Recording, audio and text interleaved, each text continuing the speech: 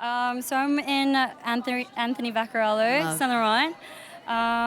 Should I tell you about the look? Yes. Yeah, so we were doing a bit of homework, my stylist and I, Law, and he had kind of thrown a few ideas out there, and this bird kind of That's stood really out, and because of the theme of the Met this year, it helped us me kind of do the homework and kind of learn a bit about the history of Saint Laurent, in which I've worked with like for so many years, and it was a privilege to kind of learn all this inspiration that YSL had with art. And back in the day, Yves Saint Laurent kind of got inspired by the birds, and with my homework being done, I hear it's still being painted.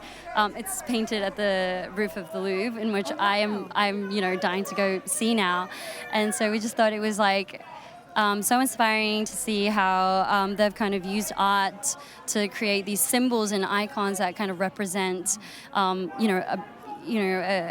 name Yves Saint Laurent, and I've also noticed like Anthony, has used that in his like latest collections, and it's so inspiring to see how he recreates that and kind of rebirths that on and on and on,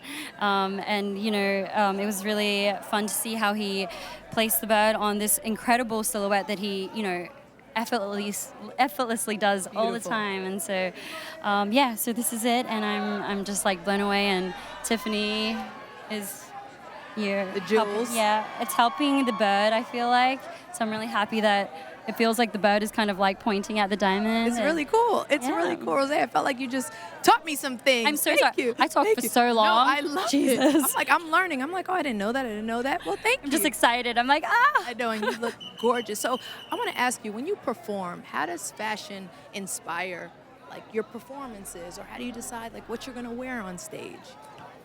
I think it's kind of like a mood. I feel like every artist is just yearning to express a version of themselves, whether that's a public version of themselves or a private version of themselves.